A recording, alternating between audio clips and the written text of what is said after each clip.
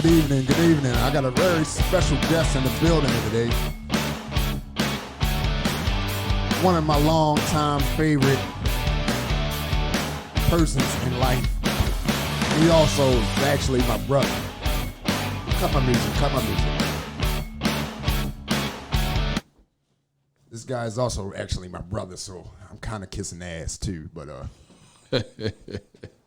but he has a real interesting story, and y'all, my audience may not know him, but he's a philanthropist, he's an activist, he's a businessman, he's a father, he's a big brother, he's just all around great guy. I hate this dude. But I'm gonna just go and turn the mic over to him and let him tell you, basically how he grew up and how we got here, and then we may just get off into whatever he want to talk about, because it's all about him today. I'm just the messenger. Oh man, look. Oh my goodness, is that my intro? Yeah, that's your intro. That's bro. My intro. I don't know which way this is going. This one seemed like it was about to be like I was gonna get a plaque and then I was gonna get my ass beat. Like, I got this for you. There we go. I'm feeling more welcome now. At least to start out. At least to start out. Thanks for having me, man. It's my pleasure, man. Thanks for having me. I actually got some of this equipment from him. Well, not from him. Look, not from him. Please don't let this man lie to you guys. He pointed me in the right direction. So, yeah. So I appreciate you being here too, bro. That's what a big brother is for. Look, if the younger brother, the younger sibling say, this is what I'm interested in doing, then you try to give them the information that might lead them in that direction. And, your fans don't know, but you always wanted to, have a voice. And you actually made mention to me several times that you wanted to do your own podcast. And the last time that we talked about it, you actually was sounding like you not only wanted to do it, but you was wanting to do it now. So me knowing, the equipment that actually would need to be used or could be used to make it user-friendly, when I threw it out there to you, you was like, all right, I'm going to go get it. And here we are now. You made it happen, I think, within a week. I think you grabbed the equipment and was like, all right, look, I'm ready to run. So all I need was one push. Hey man, look, big brother gonna push you. So I'm actually honored to actually be sitting here. I have no clue what this conversation is gonna be about, but I'm an open book right now, and I'm ready to go. Well, I'll kind of want you to take me back into the project days and having a little brother and a little sister in that type of environment and not having a father around all the time and having to deal with a stepfather. Mm-hmm. Where did you get the courage to actually say, okay, I can actually survive down here? And because I remember moving into the projects and I was shit afraid. like, we're moving where? Here? I'm not going in there. It had a scary look. That doesn't look like a hospital. Is this elevator door light off? Look, the light is definitely off. Look, and you stand in that metal elevator with urine in one corner and all 8 people that's going to 7 different floors. Look, all in the dark, stand around each other in this pitch black dark. So the projects was actually scary to me too. Like, I mean, at the time prior to going into the projects, Mom actually had us in a homeless shelter. And, being in the homeless shelter, I think I was probably about 12, something like that. And it was just one of those things where it was a bunch of women and their kids, no guys. And I didn't like it. I didn't like it at all. The people treated us nicely, but I just didn't like it. Like, I felt like we was homeless.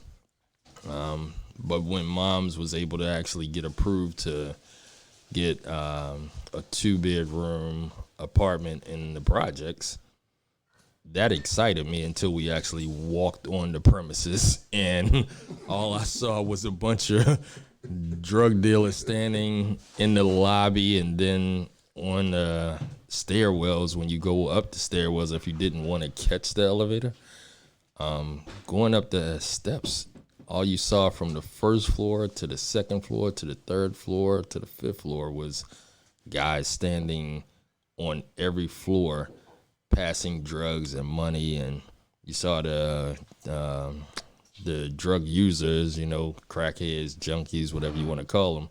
You saw them actually standing on the steps waiting for the drug dealer to come downstairs from the upper floors. So just walking back and forth past that was scary. And just seeing that whole operation of the drug process, and the drug dealers didn't actually bother me or, per se, us, but just trying to walk past them while they was, in transition and transaction mode. You just ain't know what was going to go down. So, that was scary enough by itself. But living in the projects and me being the oldest out of the three, you was 6 years younger than me. And then, our sister, right after you. No father. Mom's husband, which was your dad, he was there, but, he didn't really carry it like a father figure, but he was definitely the coolest father figure I knew. We'll talk about him another time. Hey, that's what you say, then that's what we'll do. That's a whole podcast right there.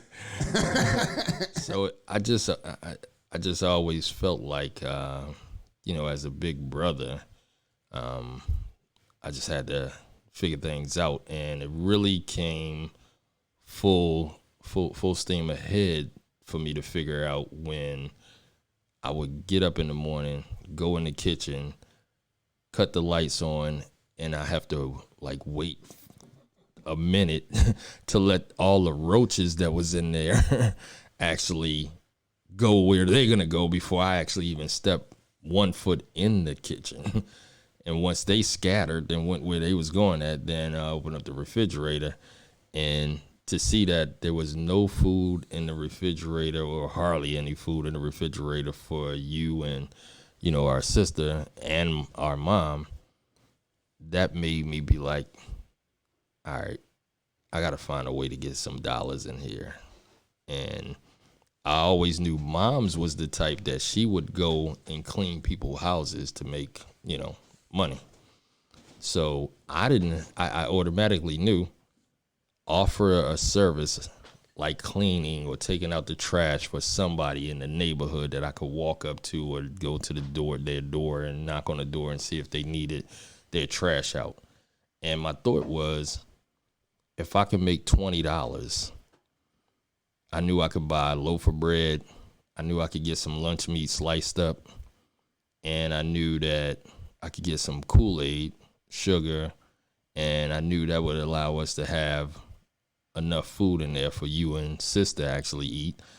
But then I also thought about Mom's, and I was like, I knew Mom's like to have her drink and her cigarettes. So I was like, all right, if I go to the supermarket after getting $20, go to the supermarket, get some bread, get that, bring that back in, my little brother and my little sister good on the food.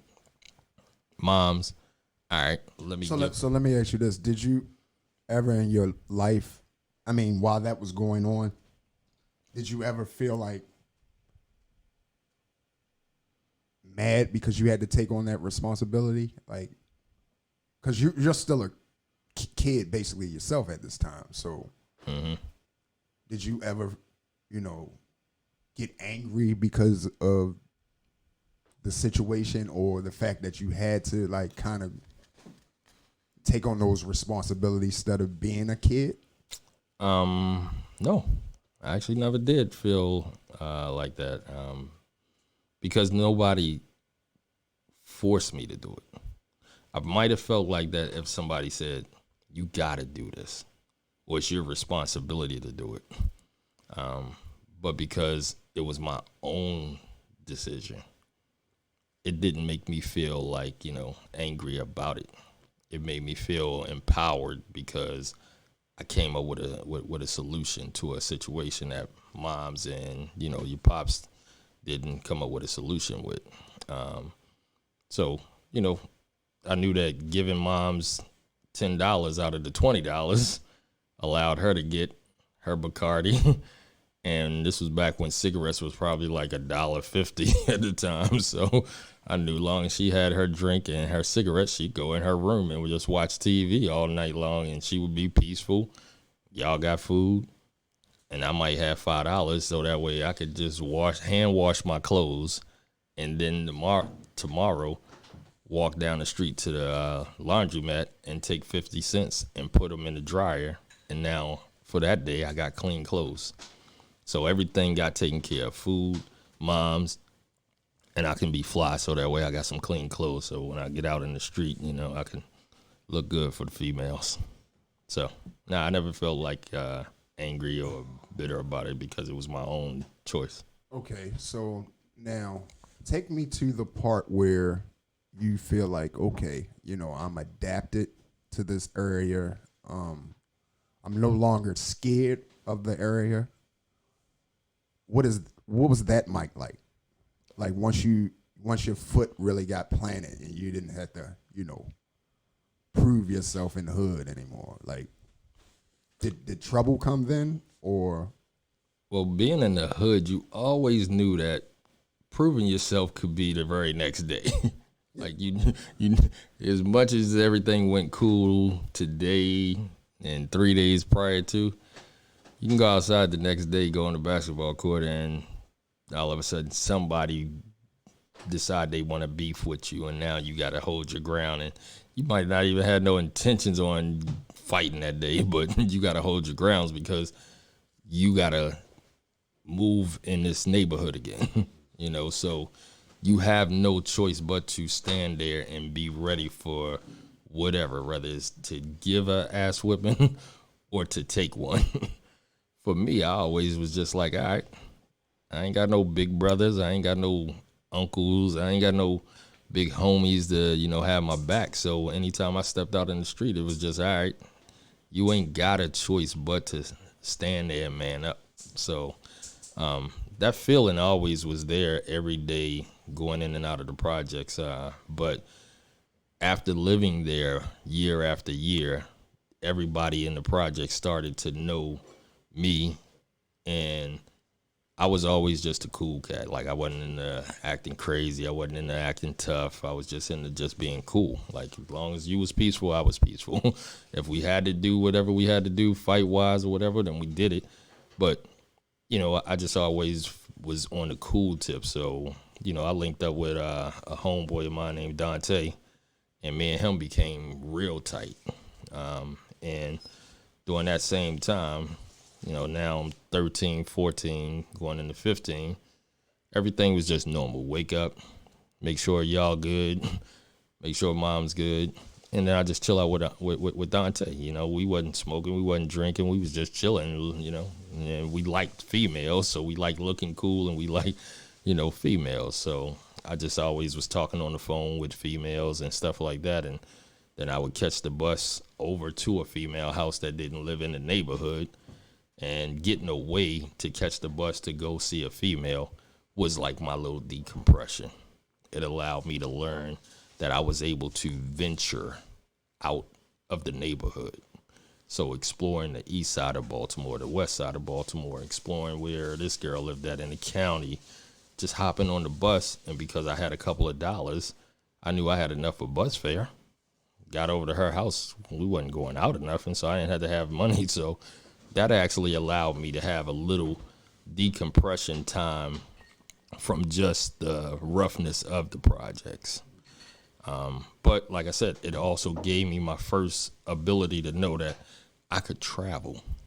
Because a lot of my homeboys in that area, they had never been on like the east side. Like they ain't got no mom, no friends, they ain't got no family members, they don't know no girls, they don't have no reason to ever have been on the east side. And I'm like, what? Like, all you gotta do is catch the bus. You can go to the other side of the town, right?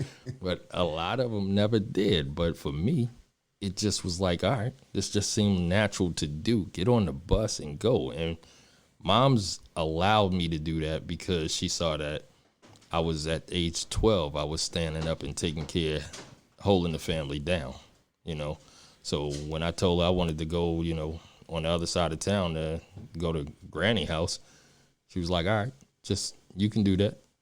And my only requirement the only requirement she gave me was call me when you get there and let me know you made it safely. So you wasn't this guy.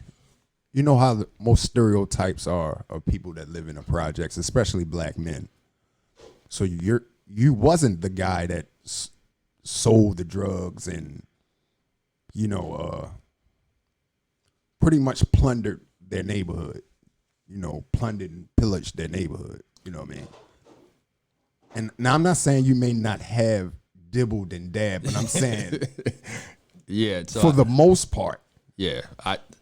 So I did get into selling drugs at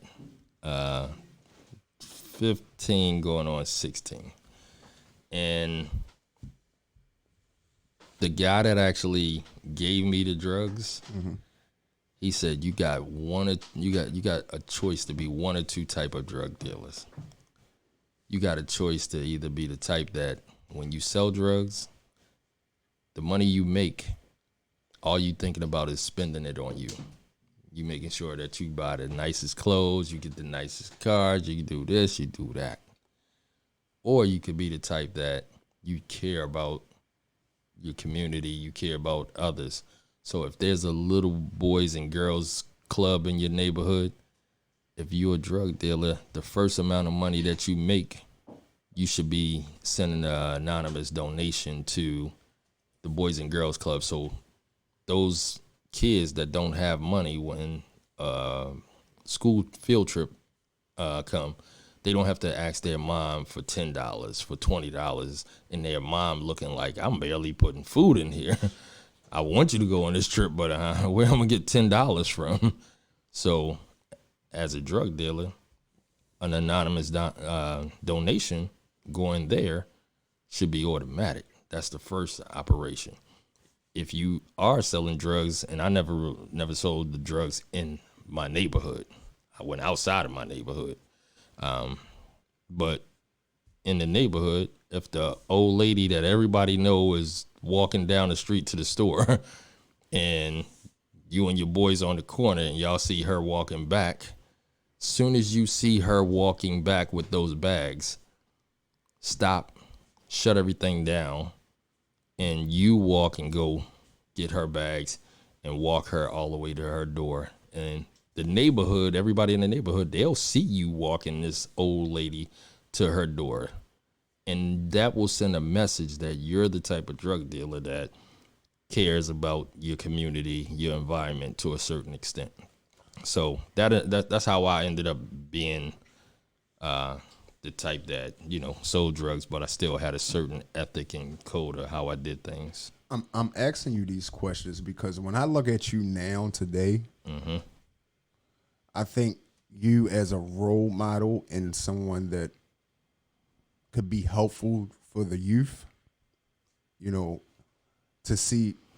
I look at you like a guy that could have just gave up pretty much and said, okay, I'm settling for this life right here. You understand? Mm-hmm. And then I also look at you as people see you as this nice guy all the time and this and that and don't know the other side of you too. You know what I mean? Mm-hmm. And what I'm trying to do is give any 12, 13, 14, 15-year-old that may be listening to me right now, that may be in those situations right now, and didn't know or didn't really recognize that, hey, it is somebody that has been here that's made a kind of a U-turn. You know, so I'm not asking you this because I love you. I'm asking you this because I believe your story can actually encourage people and say, oh, well, this guy got out of the hood, you know, and dealt with all these things and still had a calm and cool mind while a bunch of hectic things were going on all around him. You know what I mean? That maybe, you know, it can help somebody else get out of their situation that may be sitting in the house dealing with the same issues today in 2020 that you were dealing with in 1992. Right. You did. So you eventually got in trouble, right? Yeah.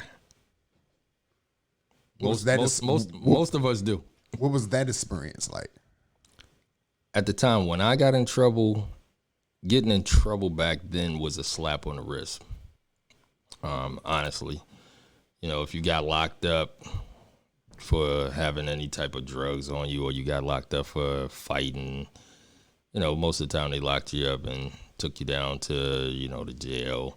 Your mom came through and bailed you out. And at that time, you know, even as a kid, you really wasn't thinking about what it took to get you bailed out. And then when you went back to court, the judge might have gave you like a pre-trial program, intervention type of program to go to that might have been for a couple of months, and you had to show up there once a week, twice a week, or whatever it was. So back then, it was really like, you know, it wasn't a fear of getting in trouble when it come to selling drugs or doing anything. It was just, it just was like, you know, that that's part of the process that comes with trying to get the reward. So the reward was to make the money so that way I could make sure my family had what they needed, you know, just to be able to, you know, eat and stuff. Like, I mean, I didn't have a, you know, a father to, you know, try to guide me in any direction. So at that point in time, you didn't really feel like it was wrong. Nah, I didn't feel like it was wrong because I felt like what was wrong was my brother and sister not having no food. I felt like that was wrong. So the bare basics of having food, not having that, that's wrong. So doing whatever you got to do. And I never felt like I was taking from anybody. Like, I didn't break in anybody's house and take their money. I didn't see anybody on the streets and take their money. So even when I was selling drugs, I didn't feel like I was taking anything. I felt like that person is looking for this product. I'm not making that person come get this product. I'm just the person that is giving it to them. So I didn't look at it like I was doing anything wrong. I mean, I knew selling drugs was not legal, but I felt like that person is a grown Still person. not, Mike. Hey, I felt like that person was an adult. Like back then, the only people that brought drugs was adults. Now you got kids buying drugs. True. But back then, it was the older people, the uncles, and so I didn't feel like I was forcing anybody. But, you know, looking back at it now, it's a whole different situation. So what was your punishment for actually, I mean, eventually I remember them sending you to, what was it, Fort Smallwood? Yeah, I went to the first one that I went to was a pretrial intervention program. Now, was that court ordered? Yeah, and it comes full circle when you build good relationships, because where we're doing this podcast at this very moment is at the counselor who has became my great friend, named Mr. Cherry, a lot of kids that are adults now in Baltimore went to that program, and he was a guy, black man that, was tall and forward and aggressive to you, but also loved you and hugged you and talked trash to you while smiling. Like, he nurtured us. And it was black females in the program too that got in trouble, and we had to go in there and he, teach us this, teach us that. But he also was really big into sports as well. So going to that program, me and him bonded. And at this time I was about 15, 16. And that program allowed me to actually have connection with a man that was, not necessarily father figure, but an older, respectable gentleman that allowed me to, have that connection and respect for. So you trusted him? I didn't know him initially to trust him. I liked him, trusted. There was something about him that you gravitated to. Yeah. It was just the fact that. Did you see something in him that you wish you had in you? Nah, I just saw him. So you just was looking at him for what he was. Yeah, I just respected him because I could tell he was genuine. So he was being him, I was being me. I knew he had a job to do, but you can tell that outside of his job, he cared about us. And he started like a basketball tournament that, once a year he put together this team and play other kids who went through the program. Then it became a competition every year that me and my guys that was on the same team, we was looking forward to going and playing against. And year after year, this man would actually put this event together, and on a Sunday, he'd transform a empty basketball court at some park into looking like it was sponsored by, and this ain't no lie, I swear. This, even right now, I laugh about this because this was something that made me feel like I was a part of some big shit. I would get to the court, and here's this big fence, like the fence almost as long as a damn street, like a whole block. And from one end of the fence to the next, there's this long vinyl, like almost billboard, it almost looked like, that said CBS Sports. Dog, you couldn't tell me I had made it to the big league when I saw that damn CBS Sports. Like, look at that banner. Like, but this is what he did just to make the look and the feel of it, be what it was. And actually, me being a kid around that time, when you first got into it, I thought y'all were big shit. He made it feel like it. Who? Stay with him, Mike. Just go move in. We be. Hey, man, look. Come back when you make it. It felt like that, So for us to actually be at his location right now doing your podcast, for me, it's almost a 360-degree look back right now. That's making me smile and be proud to be a part of this. I appreciate it, man. And I appreciate Mr. Cherry, too. Yeah. True story. Mr. Cherry calls me over. Say, hey, Andre, come over here. So I get over there. I don't know what he's going to say or what he want to show me. I don't know if he want to show me plants or his canopy or what I happened to see on the table. He said, man, look, take a look at them pictures. I'm going through the pictures. And I run across my mother and you on a picture. Yeah. And that's the first time that I can actually visualize my mother that young. She looked totally different. I said the same thing when I saw the picture. I almost had to double take and be like, when I knew that was me clearly, but when I saw her in that picture, I was like, "Oh, is that mom's?" Like it took a second because she looked so young and different than what she did in the later years. Right. But just for that man to still have that, dude, I was thinking the same thing. Like the fact that he got that picture, like, bruh, I instantly had to take a picture with my phone and look. he made me feel like shit.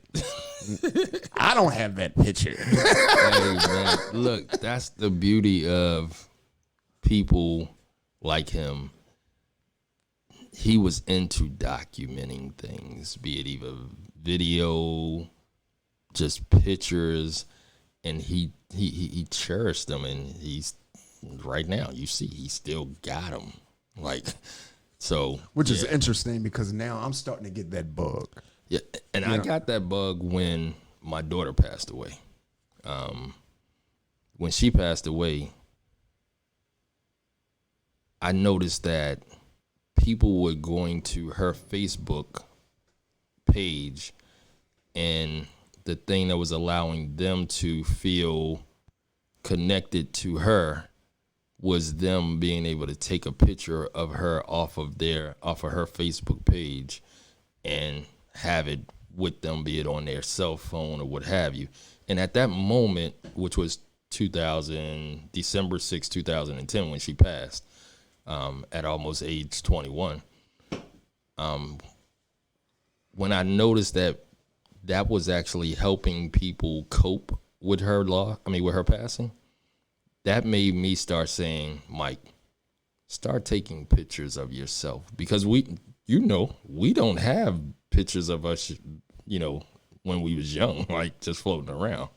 Like we got the one picture of me, you, and sis, when all three of us, but that gap in between that, we have a lot of space in between pictures. 12, 13, 14 years old, there's no pictures of us. Moms wasn't into taking pictures. She didn't have a cell phone. She didn't have a camera. So our family wasn't one that had pictures like that. So when, my daughter passed away and I saw that actually was helping people cope, I said, well, if I pass away, I hope that pictures of me can help people cope. So in order to do that, I got to start taking pictures. So at that time, cell phone pictures, taking selfies was a thing. So I started just taking pictures of me whenever I just felt like it, whether I liked it or not. So that way, if ever that happened, there's pictures that people can actually, gravitate to. So now I got a bunch of pictures of me that, hopefully could, help that type of situation. But yeah, that picture. So where do you live at now, Mike? So in '93, I left Baltimore because I got a job offer working in the transportation department for a credit card company in Delaware called MBNA. Now, how did you get that job? So one of the other programs that I ended up having to go to when I got in trouble when I was like 17 was a program called Fort Smallwood Marine Institute, which was in like 45 minutes outside of Baltimore. And there was this white guy named Mike Scanlon who was in charge of the whole program. But there was also a black guy named Levi Bass, who was the director of the operations that dealt directly with the kids. So those two guys I actually connected with over the years, over like a year, probably about a year. I was a little less than a year. I was at that program. So basically you saying back then when juveniles got in trouble, instead of incarcerating them, they kind of wanted to push them into an alternative program that they can experience some different things that they're not normally used to, because now they just lock them up. Back then they had alternative programs other than, okay, you got in trouble, we're gonna sentence you to 6 months in jail. You know what I mean? Back then it was okay. You could go to this program where you got to go to this program every day from 8 to 4, and then you get to go home at 4. But you got to go to this program that might be here or might be there. So yeah, back then there was alternative programs. Now a lot of times they just putting you in jail and letting you just sit there and I hope you politicians are listening to this. yeah. And I actually till on record today, after I got out of that program at Fort Smallwood, I actually got a letter in the mail, and I thought that I made it as far as work wise because I got a letter from the Department of Juvenile Services. Like the letter, I looked at the letter and saw their name up in the corner, opened it up, and it was actually a letter from them offering me a position on the advisory board. I thought that was a paid position. Like I thought, okay, I just got a job.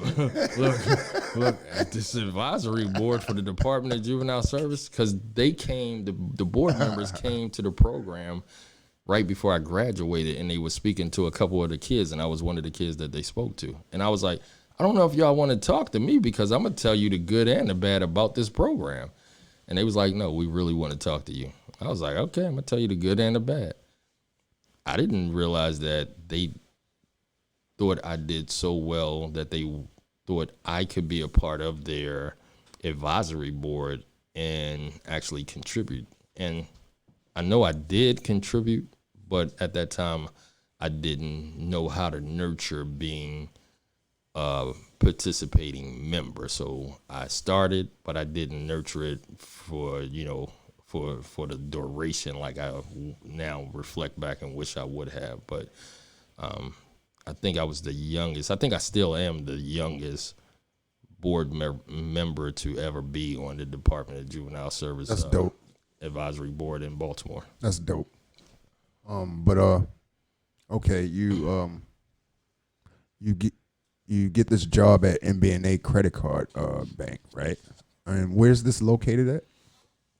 It's in Delaware, Newark, Delaware. So you're in Baltimore now, but you actually have been hired in another state.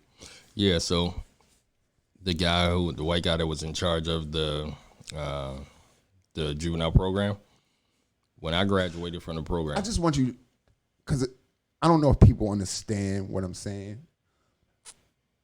So how was the interview process? Like, because you're in Baltimore. Mm-hmm. You have to go, I would imagine, 4 or 5 interviews with a bank. So you have to travel back and forth just to get to this interview. You would think. This goes to show you it's not all about what you know, but sometimes who you know. Okay. He stopped working at the juvenile program after I graduated. About 2 years later, he stopped working at the program and he started working in Delaware at the credit card company. He knew the CEO of the company. He knew his son. So the white guy knew the CEO's son. And this is what's his name again? Mike Scanlon. Scanlon. So Mike Scanlon left the juvenile program, went in and became a top executive at the credit card company. And he knew that the transportation department needed somebody to help keep the company cars washed, gassed, and all of that other stuff. Mm-hmm. Before he left the program, and before I left the program, he gave me his number and was like, here, keep in contact. He gave me his number, and I'm going to be honest with you. I looked at when he gave me his number like, I don't even really vibe with this guy. Like, because his vibe came off condescending every time I talked to him. So I really didn't think like, why would I keep in contact? But when he gave it to me, I took it. And as a man, I felt like if I took it and I told him I would keep in contact with him, I have to do that. So I never knew when I was going to keep in contact with him. But what happened was when I got offered that advisory board position, because it came through the juvenile program, that gave me a good reason to reach out to him and say, hey, I got this position offered to me for the Department of Juvenile Service. Would you like to, come? So he actually came. We had lunch and all of that other stuff, and we talked and all of that. And he was asking me what I was doing in Baltimore at the time. And I was like, I'm just working at this detail shop cleaning cars.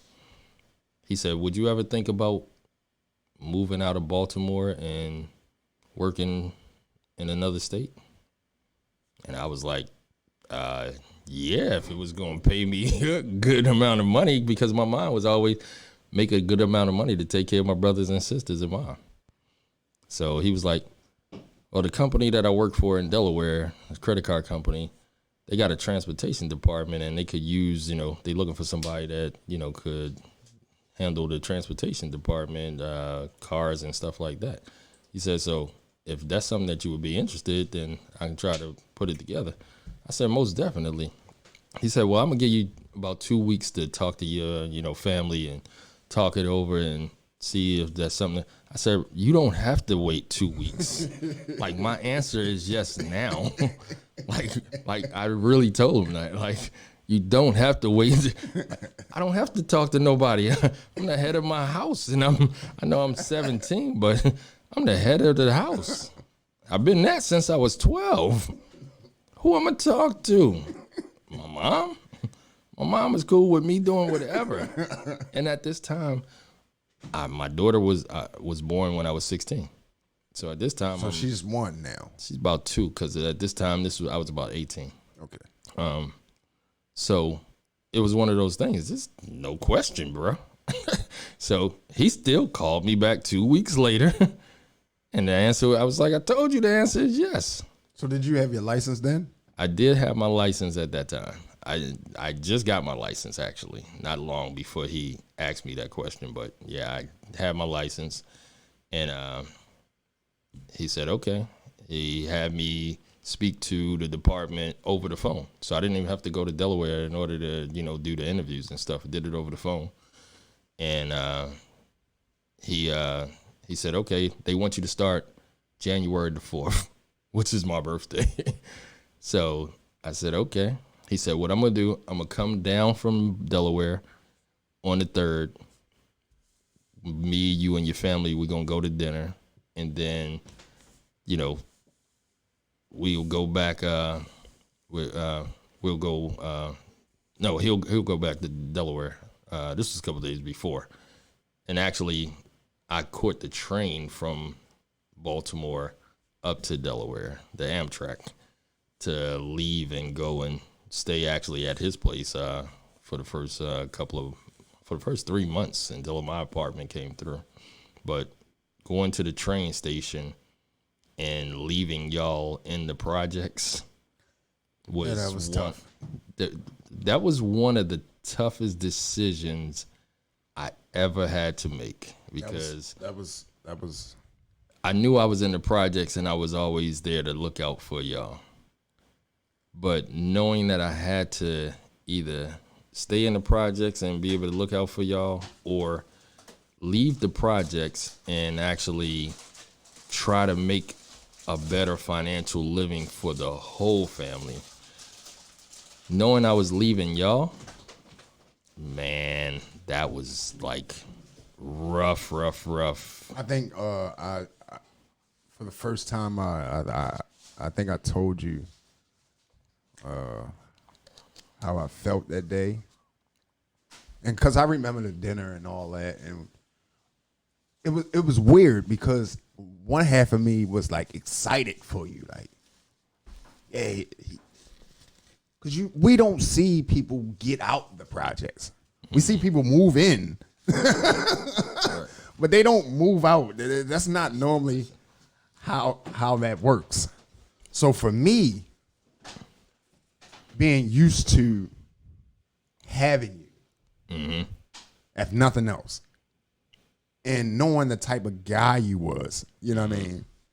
I didn't really look at you back then as like a brother. I kind of looked at you like as a protector. You know what I mean? So it was. I knew it was a good thing for you to leave, you know, but the other half of me didn't want you to leave. And it didn't come for real until I seen that train pull up. Because that was the first time I ever been into a train station, either. And I remember you like hugging us and kissing us, and you know, you picked up, I think you had one suitcase or something that you got from Granny or something. And you got on, I remember you sitting down, and I was fine because I can still see you. You did? But when that motherfucker start pulling off, I don't know what happened. I blanked out. And I remember running after the train, and it was only so far that you can run before you run into the wall. right. You know? All right. And I just so happened to look back, and my mom is chasing me like, come on, he's gone. That's all I kept remembering. Her saying is, he's gone. He's gone. It's gonna be all right. And boy, she had to console me. That's one of the first nights I actually slept back in my mom's bed. Oh wow. You know, Sharice was mostly in that room, and I, you know, we had the other rooms, the other two rooms. I slept in mom's bed that night. Oh wow. Because I kind of, as a kid, and I'm still similar to this way today, I kind of know what I can take and what I can't take. You know, it's like, it's either all or nothing with me. Either I'm doing real good or real bad. It's never like an in-between line with me. And I kind of knew, like, I got to go be a gangster now. Oh wow.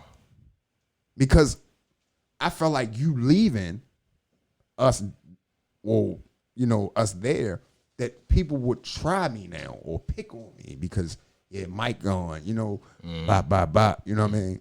Yeah. You're going to see how tough you is now, you know what I mean? So, and that may not even been the case. And how old was you at that time? I mean, 11? Well, I think I was 18, so you I was was six, like- 6 years younger than me, so I was like 11 or 12 or something like that. yeah. I wasn't quite a teenager yet. I don't think I was. If you was 18, 6 years. So I was. Yeah. Oh no, I might have been. I think I got the job on my birthday, and I think I had just turned 19. So that would make me 60. 13. Yeah, 13 so, or something like that. Yeah. I got that job in Delaware the day I was 19.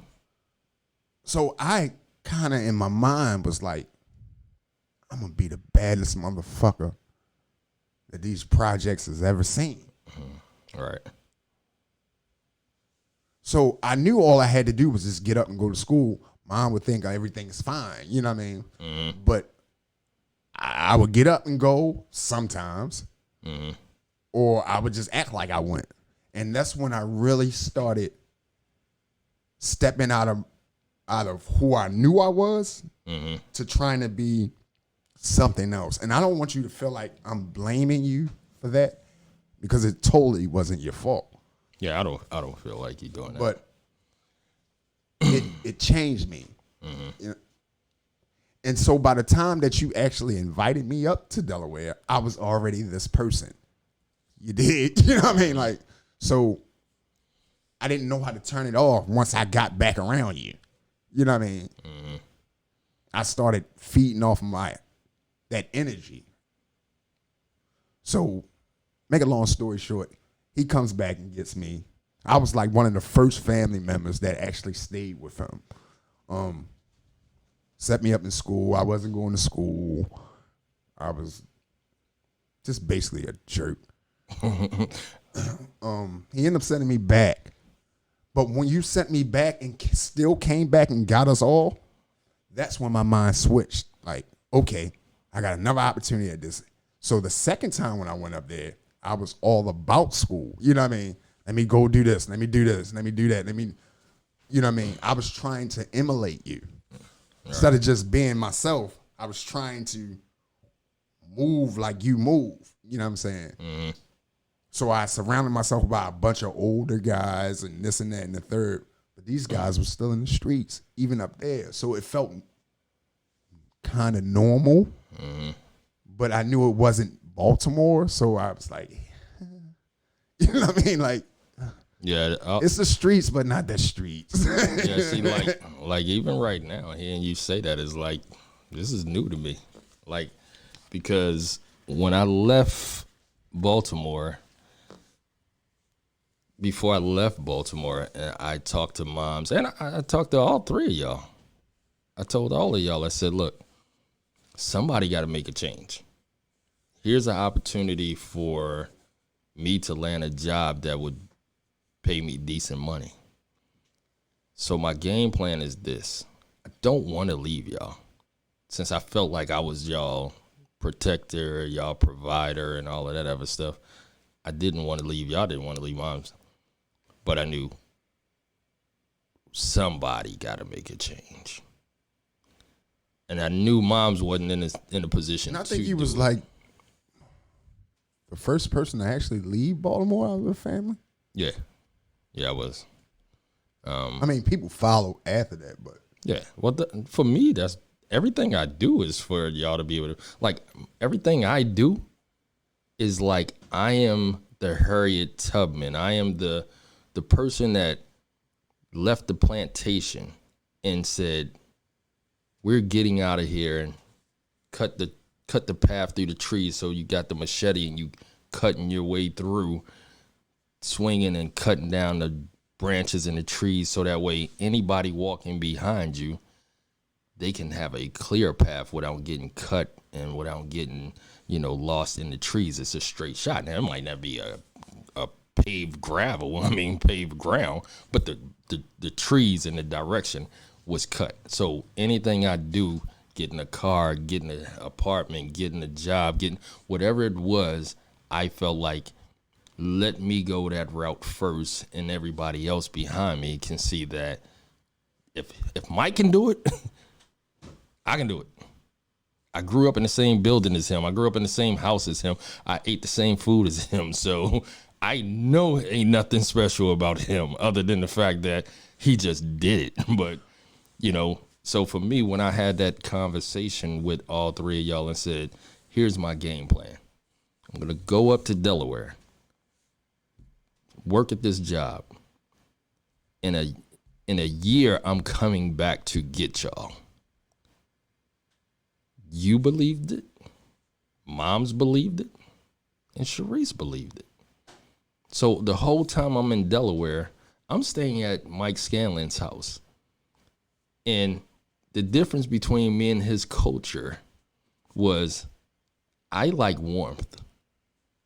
He likes cold. Right. I'm staying at this man's house, and it's so cold that I literally was sleeping in a pair of jeans, a pair of sweatpants over top of my jeans, a hoodie, and a down feather coat underneath blankets. I was that cold every night.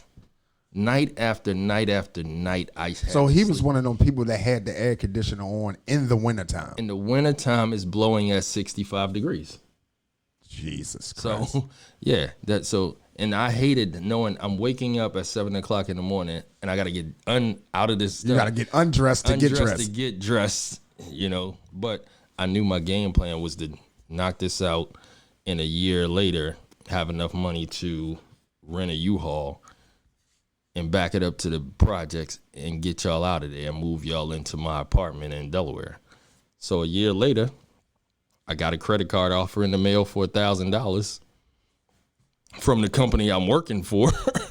Right. They gave me a credit card. As soon as I saw that credit card and it said that you had $1,000 limit, bruh, I instantly called moms. I said, start packing. She was like, huh? I said, start packing. I'm coming to get y'all next weekend. I'm going to rent a U-Haul. I'm going to come down, back it up to the projects. I'm getting y'all out of there. Moms were like, okay.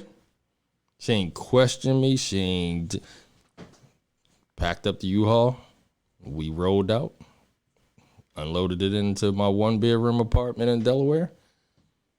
Let y'all have the 1-bedroom apartment, and I just was staying wherever I could because, you know, it's a 1-bedroom apartment. You know, that's for my brother and sister. But the environment was much better and more peaceful there in a 1-bedroom than it was in a 2-bedroom in the projects. So that's how that ended up happening. That just that experience of being able to say we made it out.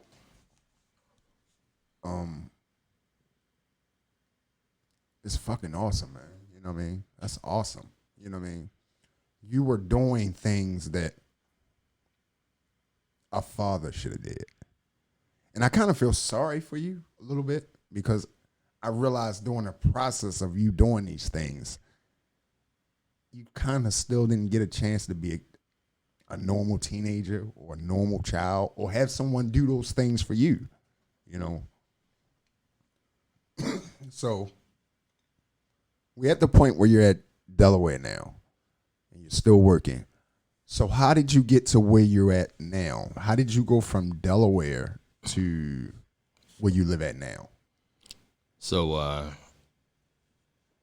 like I said, I got the job in 93. In 95, the company offered me a position to oversee their transportation department in Atlanta. And I'm single in Delaware. I, felt like, okay, here's another opportunity to further grow with this company. Plus, so your company actually gave you another promotion? Yeah. Yep. I fucking hate you. But mind you, look, this is a... Can you imagine being his little brother? Hey, look, in the studio we got my good brother George Evans, who's I saw this man become a doctor, a dentist. Like, we talked about it. His family is MD. Real MD. Why am I interviewing you? I should have been interviewing him. I know. Look. You owe me one, man. Look. You're a smart podcaster.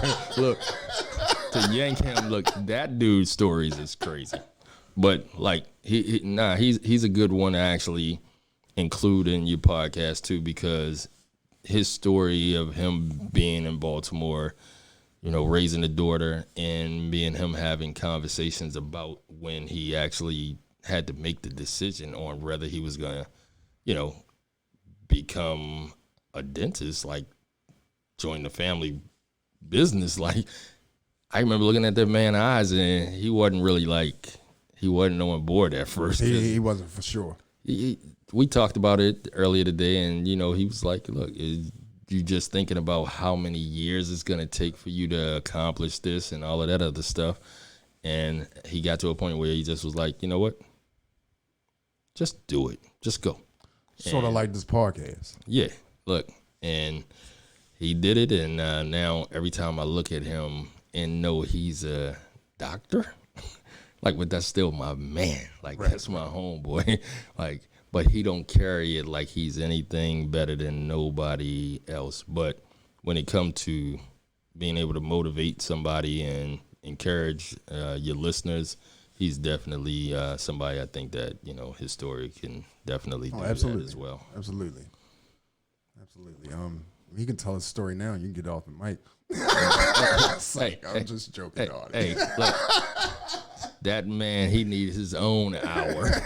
I absolutely understand. He needs his own hour. Look, if nothing else, look. And when I tell you he got a beautiful daughter, that cat, I see him on Instagram with his daughter, look, and they on a ski slope. And I'm like, I ain't never been on a ski slope. Look, I need to holler at my man. Like, look, we done took some trips, legendary Miami trips, but We ain't do no we ain't do no whatchamacallits. Matter of fact, George, come slide right here for a second, bro. Yeah, because y'all can share the mic. Yeah, slide right there. I'm gonna wrap your story up real quick, but I wanted the people to know exactly your journey. So now you're in Atlanta, right? Mm-hmm. You're still working for the same credit card bank that promoted you again, right? Mm-hmm. How did you get to having your own company now? Like, because I would imagine at some point in time you had to walk away from that, which was stability with that company that actually, gave you a chance to see the world or see things out of, your situation? Nah, good question.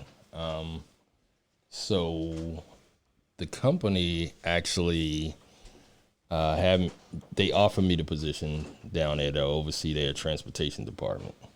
So I did that, and in 2002, my daughter, who was... And yes, family,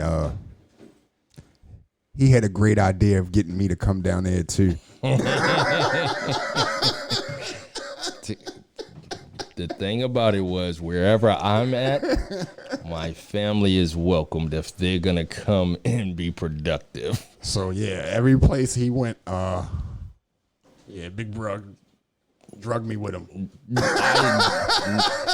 I'm not gonna let this motherfucker talk to me. I drug him shit. That's my testimony, and I'm sticking to it. Look, this is his podcast show, and I will respect it, but I'll be damned if I'm gonna let him mislead his audience. I didn't drag his ass nowhere. I was kicking and screaming.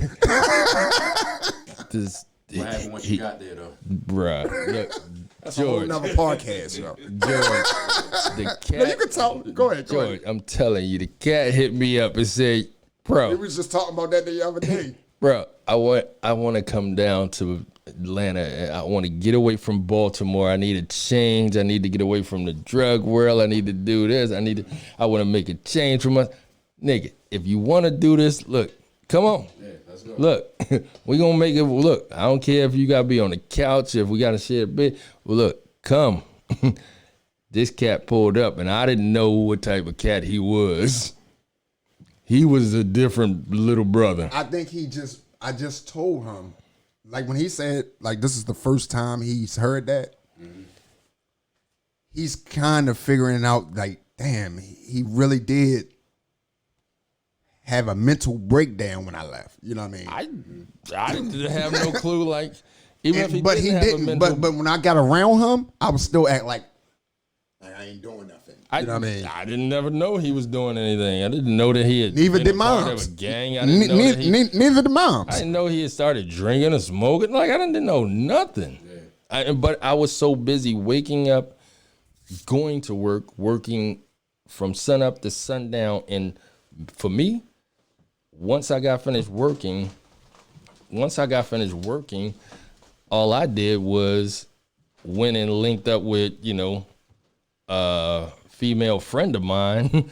Look, and she allowed me to actually have decompression time from being, being a part of, that type of situation where it was like, all right, I got off of work. Now what do? I didn't have to think of what I was going to do. I just knew, okay, get off of work, go relax with a honey.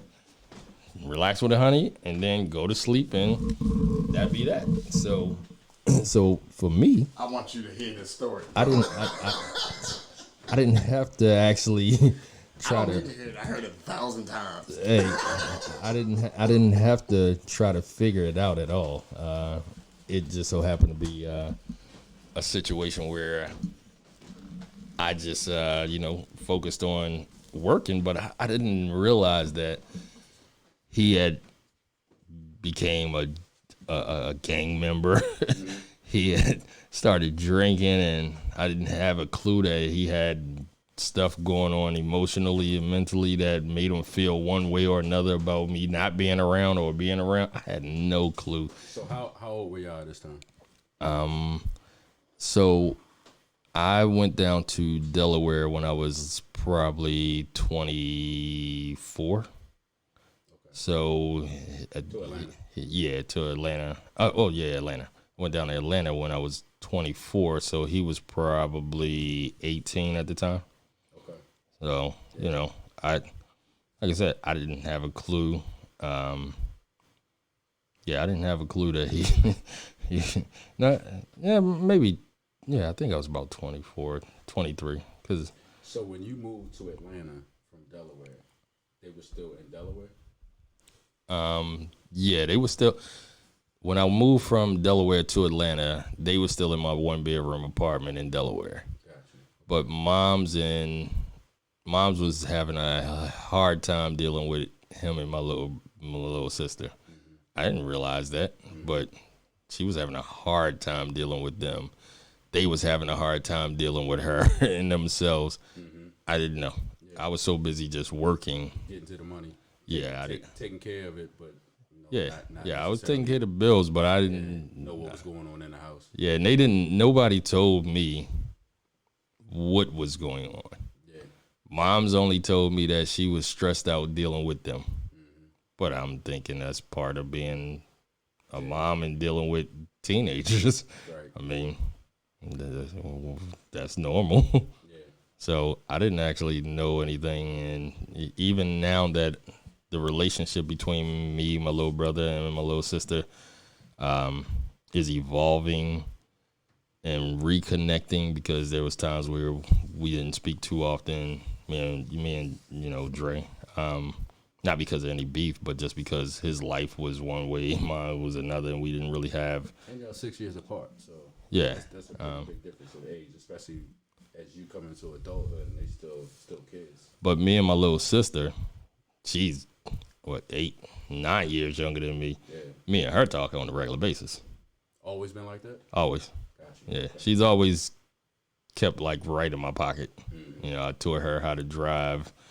Gave her a first car, gave mom's her first car, gave mom's a second car.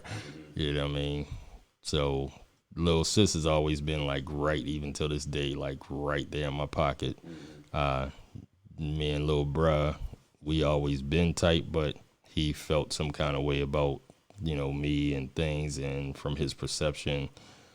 So, you know, we had times where we didn't talk that often, because when I would try to reach out to him, the number that he would call me on was no longer working, and I didn't bother to try to, you know, chase a way to get a hold of him down, you know. So when we met, we were what, about 22? I think I was about 22. 22. Yeah, probably about 22. That was like 2000. Yeah, and so you were what, how old? That's when you first got down to Atlanta. Yeah. I hadn't been down to Atlanta. Well, I got down to Atlanta in '95. So Okay. So when me and you met, yeah, I was down in Atlanta, but I hadn't been down there too long. Yeah. So that was probably like 2000. Yeah. So I pick up the story in Atlanta. Yeah. Atlanta was good. Yeah. I mean, I'm still in Atlanta, and it's still good. Still good. But and there's still stories. There's a few. There's a few. You got some stories that No, we're not getting into that. No. So since Lil Bruh want this to be, you know, about me, Yeah. which I'm honored. This is an honor for him to dedicate his podcast to me as his brother, as his friend, and stuff like that. But you played a role in my friendship life that has transcended into not blood brothers, but everything minus the blood as brothers. So I guess from your perspective, from you meeting me and now you knowing me now after all these years, what's your take on the guy that you know? So we first met, right, on a trip. Now, what kind of trip was that? To this day, to this day, this is like one of my most memorable trips of my life. And I done been some places, but this was like to set it off trip. First like trip of this kind. But yeah, down in Miami, we decided. I don't even know how. I was working at NBNA. Talk a little bit closer to the mic. Yeah. So I'm working at NBNA. Have a little discussion with my man Lawrence. You know, Lawrence is another different kind of cat. R.I.P. to Lawrence rest in Stewart. peace to That dude right there. Yeah. He was the man. And everybody had the same story about him. Man, everything was party with him. Yeah. He was all happy From and the everything. first moment that you met him, you probably kicked it with him, and you probably kicked it harder than you ever kicked it did. before. Yeah. Look, ever did, and will probably ever do. And so we had a great idea to go to Miami. Yeah. Yeah. Well, five cats who ain't even really know each other. Nah, we all Just kind of had like a mutual. Well, Lawrence was he was the center. yeah. He was the center connection to all five of us. Yeah. So Wallace, Anton, me, you, Lawrence. Yeah. So I'm gonna just say this. That was a crazy trip. We down in Miami, 5 young cats don't know each other. It's Memorial Weekend.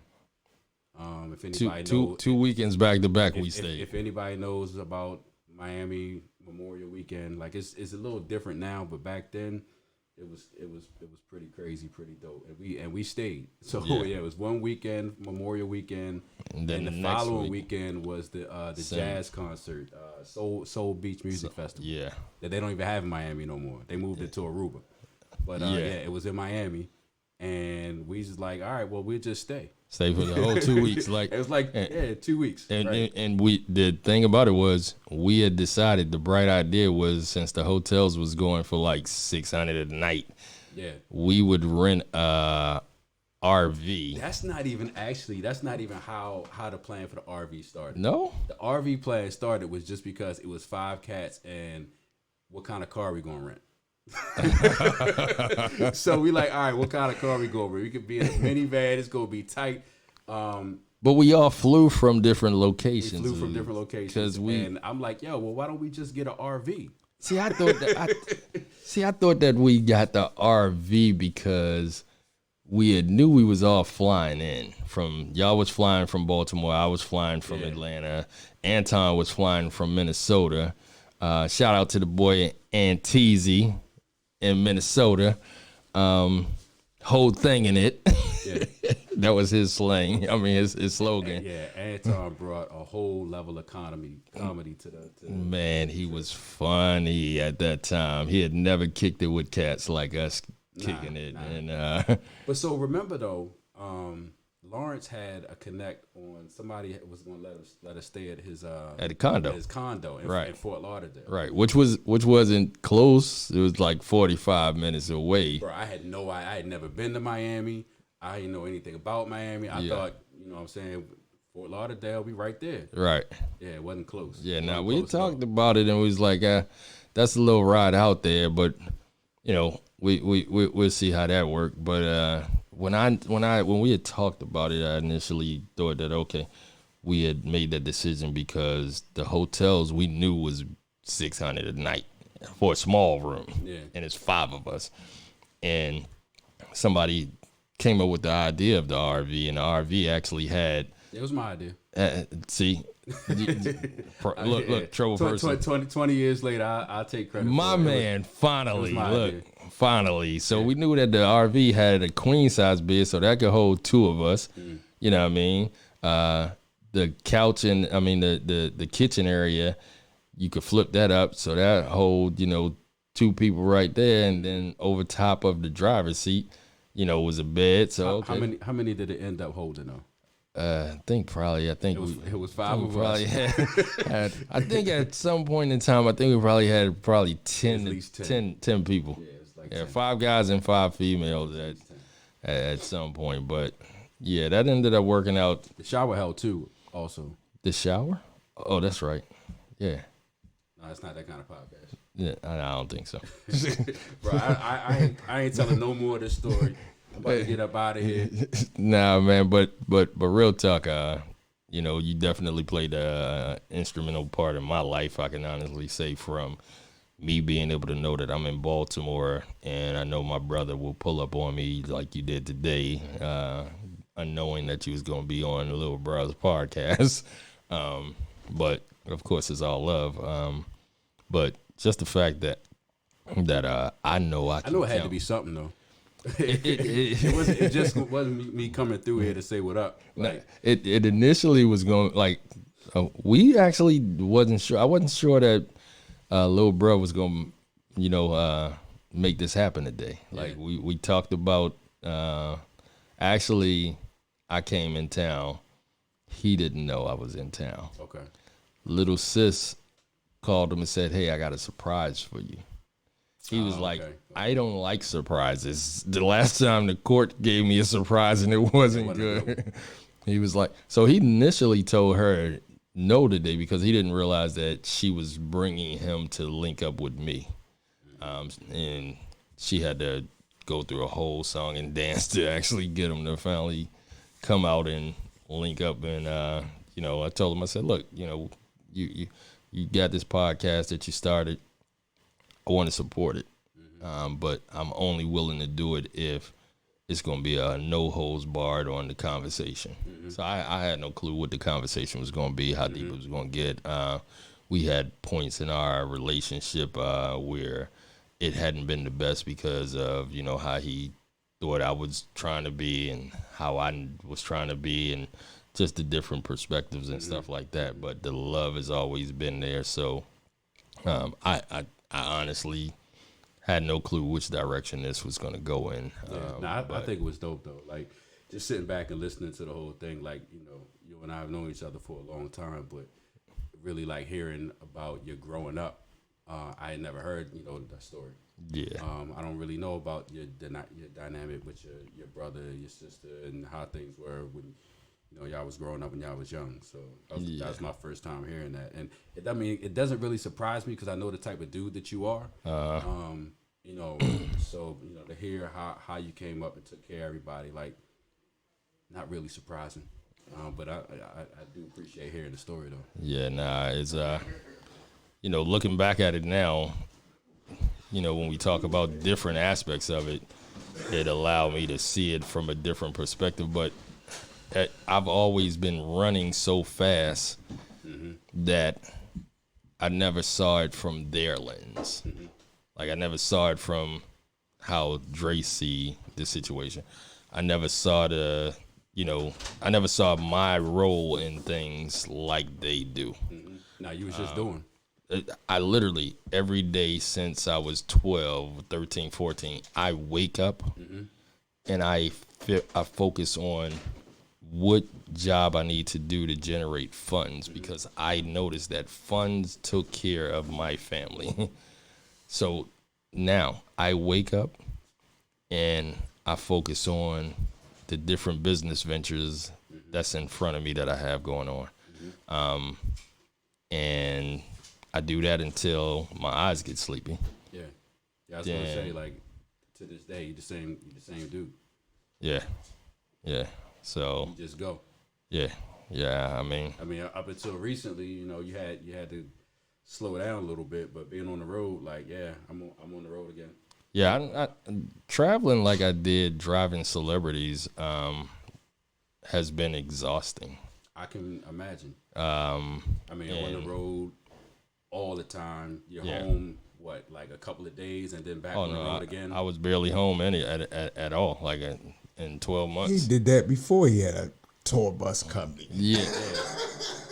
But it Always, is right? But it Yeah. yeah. But it is different when you do it. Back on. It's I gotta take off. it's different when you actually doing it because you want to, opposed to you doing it when you don't want to, and somebody say get up and drive. Yeah. When your body's saying I'm sleepy, and they like, look, no, it's time to go. That totally makes you feel like you're being forced, and it takes all the enjoyment out of it. Now, when I'm just ripping and running on my own, Yourself knocked out of sleep at the drawbridge when you on the clock. Would that ever been a situation, being knocked out at a drawbridge? Look, but I remember seeing him going in to buy coffee, and he's driving, and he has the window down, and he takes the lid off That story right there.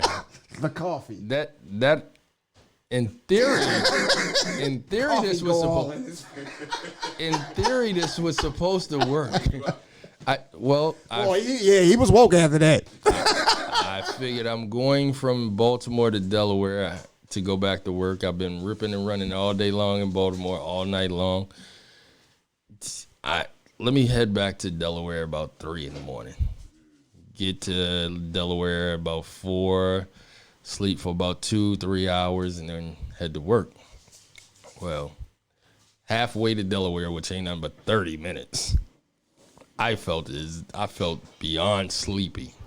Like, there's no way I'm gonna make this last 30 minutes without, passing out. Yeah. Oh, let me stop and get some coffee.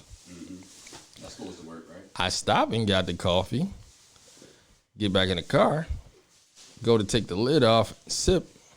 Coffee's so hot I can't even sip it. So now I'm like, by the time it cool off, I'm gonna be home.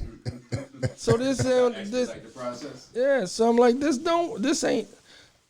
But it was chilly outside, so I had on like a white pair of linen pants, white printed shirt, button down type shirt. But it was chilly outside at that time of night, so I was like, you know what? I roll the window down and just stick the cup of coffee outside the window, and the air. It's gonna cool it. Of course. I mean, of course. Don't that make sense to you, George? What I didn't take in the, just kept the lid on. I didn't take into consideration physics. Now you was sleepy though. I mean, I was woke at this time because I done got out the car, I done went inside, brought the coffee. All in your right mind at this time. Nah, I can honestly say He thought this through. I really, He thought this I through. appreciate you trying to save me, George, but I said it. I'm gonna be 100 on Lil Bro podcast. I was fully coherent and alert at that time, and I just knew I had the most smartest thought on how to cool the coffee down. I stuck that coffee cup a quarter of the way out the window, and the air went down in the cup. And the coffee came out of the cup. And it literally was like if somebody stuck their fingers in the cup and just was splashing it on me. Now, I'm driving at like 70 miles an hour with the right hand. The cup is in my left hand, and it's not all the way out the window. Like, it's right there. And You just got it to the ledge. it's at the ledge. And literally, it's so much coffee flying back on me and my white linen.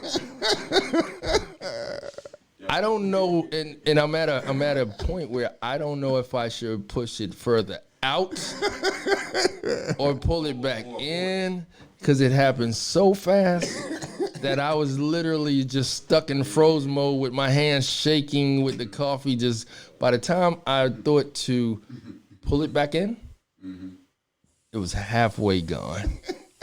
So I'm fully woke now because all the hot coffee is on me, not in me. In the white linen. Now, I really was mad about the white linen. But You tossed the rest of that coffee out the window?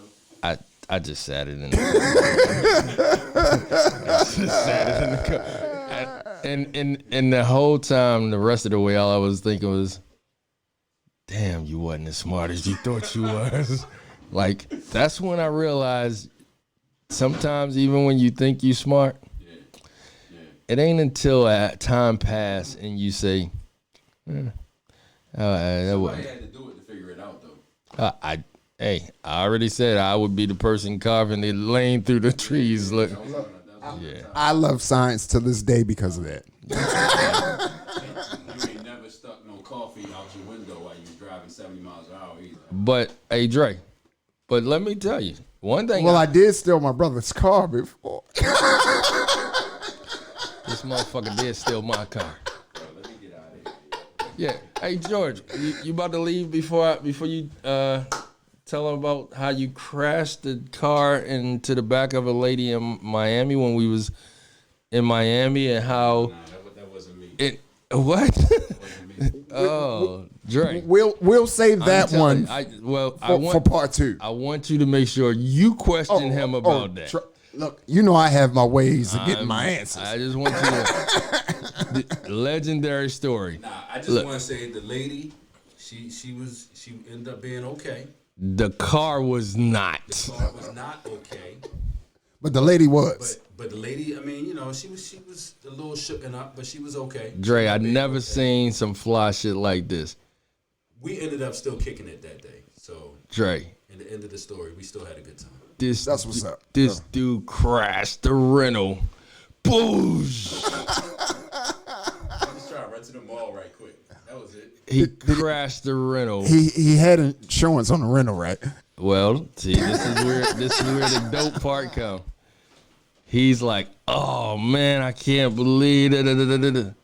I say, "Bruh, I remember you got the crash and go, throw them the key insurance." Right. I remember you accepted that.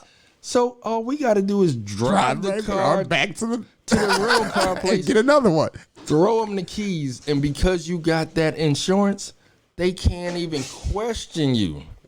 All you can do is give you another set of keys and go. He was like, "Oh, all right." Dude, when I tell you that process worked so perfectly, as soon as we got the keys, we was back down on Miami Beach kicking it like as if not. It was all bent up. Dude, when I You literally, couldn't even hardly see over the bend, but we got it back there. That's what's up. we went in there and that cat threw him the keys. Literally, he had an accident underneath another car. They handed him the key and we was off to the races. Look, to finish the next 3 days, I think, kicking it in Miami. That's what's up. And no more accidents. Bro, I will be getting your number For sure. from my brother. For sure. I'll stay in contact with you. Yeah, this is dope. You in the city? I'm actually right here. I'm in Owens Mills. Okay. All right. It'll work. I appreciate you coming through, bro. Yeah, for sure. Appreciate you coming through. Oh, For sure. Look. head until Wednesday. Yeah. I'm around. I'm in Wednesday. I head back to Atlanta. So, All right, well, hit me up. yeah. All right. Appreciate you. Cherry, good to meet you, man. You have a good one. God bless you. Come check me out. So, Up in Northwest, you get good. I stepped out for a second to smoke me a cigarette because I really didn't want to hear that story about when I went down to Georgia. But Hey, Mike, I just wanted. Hey, George. Is this yours? No, that's mine. Oh, No, that's mine. all right. But But Mike, I really appreciate you stopping through, man, and doing this and being open. You know, my brother has his own tour bus company, and not only does he have his own tour bus company, he actually teaches people to drive tour buses.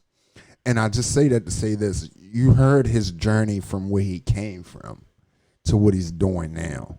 You know, and he's just not, I'm just not proud of him because he's my brother. I'm proud of him because he's a black man that throughout all the odds knew himself and knew what he was capable of. And that's the thing that I have a problem with me a lot of the times. I don't really know sometimes what I'm capable of. So I'm at a period in my life where as though if I think I like it and I can do it, I'm just going to do it even if I fail at it. Just because I don't know. I don't know the type of confidence I have. And this is a person that always instilled confidence. Always had it, you know. So, you know, man, I appreciate you doing this. If there's anything else you wanted to talk about, you know what I mean? There's a lot of things going on in world today. He's still a resident of Atlanta, and people know what's going on down there, and pretty much all over the world. So I'm just gonna leave the floor open for him, and when he gets tired and ready to go, we'll wrap the show up. I looked at the clock right there on the board, and I see we've been talking for an hour and a half. Yep. And when I tell you it's been an hour and a half of pure pleasure for me. To leave Baltimore, come back and see my younger brother actually have a podcast and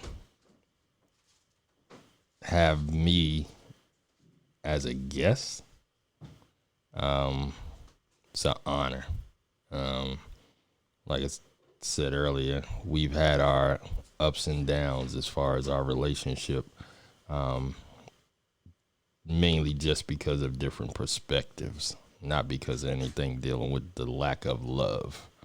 That is true. So with that being the case, the honor to be here and be on your show is a pleasure of mine. With all that's going on in the world, man, I mean, right now, the climate with police abuse and police killing so many black people, and I won't say just men, because we got enough stories of women that's been killed by cops. Cops being overly aggressive and just disrespectful. And the protests and stuff that's going on in Atlanta and everywhere else is a protest about us just requesting, pleading, begging, demanding for them to just stop being so aggressive towards Are you angry? us. Nah, I'm not angry. I'm just tired of the stuff actually constantly going on, and I think the solution, and I don't have a problem with putting it on record as far as what my thoughts is, I think it's never gonna stop unless the police officers are financially held accountable for their actions. And I say No. Yeah, I was about to ask you that. Now, explain financially accountable. So right, Because when people hear accountable, they first thing is punishment. yeah, Like, not so much financially. yeah. So there's most of the cops, most of the officers that are involved in cases that result in a death, the statistics will show that cop has been involved in several cases of abuse filed against them prior to. We can look at each officer, and majority, I'm not saying all, but majority of them have a previous track record of people who they have come in contact with, be it either a traffic stop or some kind of situation, and that citizen having enough guts to go to the police precinct and file a grievance against that particular officer. That case can go to a judge and jury, and actually a lot of those cases have been found with different officers to be in favor of the person bringing the complaint against the officer. Now, what happens is the state will award that person, say, $50,000, $80,000, $100,000, case after case after case with this particular officer. But it's It's 100. And we pay that money. Taxpayers pay that. Exactly. To So, the and that's victim. where I'm going. So when that money is awarded to the victim, It's not actually coming out the officer's pocket. right. So me, you, anybody who paid taxes in that state, that money is actually going to the person. So literally the police abused that person. A judgment was awarded to that person. And the person that actually, the person get the money from us. People that ain't have nothing to do with it. That cop hears that judgment, don't give two damns about it because he's getting to go back to his police car, go back in the streets, harass some more people, another judgment come against him, another complaint go against him, and that money comes out of the taxpayers' money again. So he don't ever have to go home and look at his wife and explain to her why his paycheck is $1,000 shorter. Have you ever been, a little afraid of driving a nice car in Atlanta? Not just from your own people, but from the police too. Nah, I ain't never been afraid of just driving a nice car. I've just been afraid when I've been in in different areas, and all of a sudden a cop is right there because I don't know what his thought process is, what his agenda is, if he's going to be one of the nice cops that, is just on cool stuff or what have you. Same thing with, with environments, with just people. Right. I don't know if this gas station that I'm about to go to to get this gas, if the cat that's standing by the front door is actually scoping to see who he can rob when they come out the store. So I'm always on alert, but that comes from living in the projects. You walk out the project's door and you got to be on alert. So I was always on alert when it came to moving around and stuff like that. But yeah, I never had that real fear of, because I'm in something nice, the cops going to mess with me. Now, have you ever been assaulted by police? Yes, I have. And you still don't have that fear of them? Nah, because I've been assaulted by regular people as well. Yeah. And I don't walk with a fear of the next person. Because you do know people do. Some people that does go through these situations, because you got some people that never went through them, so they can't even comprehend, it actually existing. Yeah. But then you got some people that have gone through them, like me. I could be absolutely doing nothing wrong, have no drugs on me, have nothing, and I see a police, and I would act like, I would feel like I got something wrong on me. You understand what I'm saying? I don't know if that's PTSD, because a lot of mental stress comes with what we see and what we go through. You know what I mean? And I just wanted to show the two different opinions and feelings that come with dealing with the police, And you said, I never really had that fear, of them. And I have the fear. So I just want my audience to understand that everybody's not going to have the same exact feeling when it comes to the police. You may agree on some things with the police, but everybody is not going to have the same exact personal experience with the police. Right. So no one's wrong or no one's right. I just want people to understand that if this person says this happened to them and they feel this way, that doesn't make them wrong. If you say it, that doesn't make you wrong. As a group of people that goes through this, and some white people go through it too, they're so loyal to the police department that they don't bitch and fuss about it when it happens to them. they still respect the police. They still, you know, okay, Billy may have been doing something he shouldn't have been doing, or they just cover it up, whereas though they don't want to shame the police. You know what I mean? Us, black people, you know, I'm saying this to say this. We have a lot of people marching and protesting.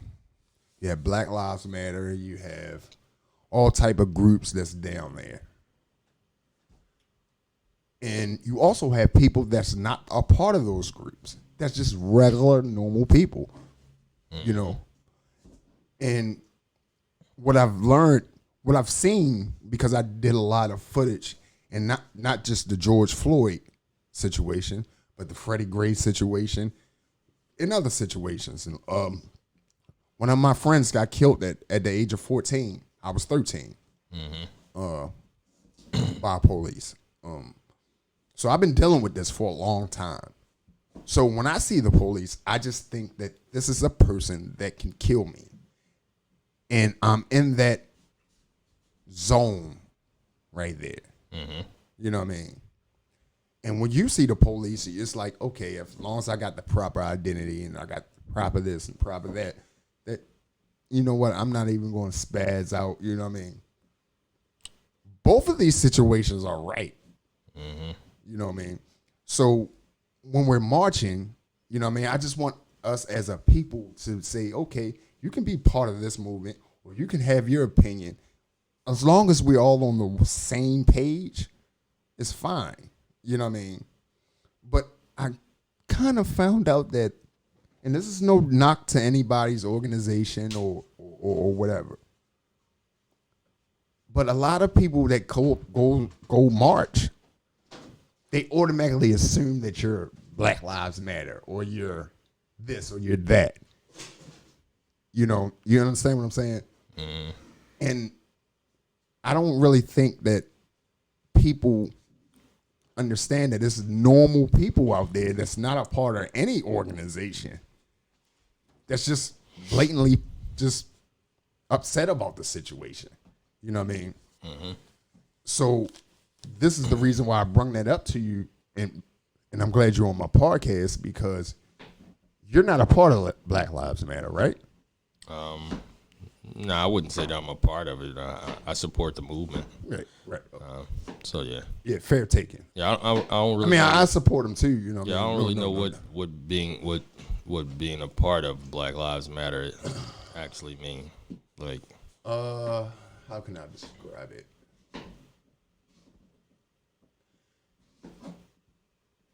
It's an organization that organizes rallies and marches. right? I do know that. And it's always someone that's leading that organization or march in whatever city that you're in. And pretty much you have to, if you're, part of that organization, you're going to listen. They're pretty much in the front.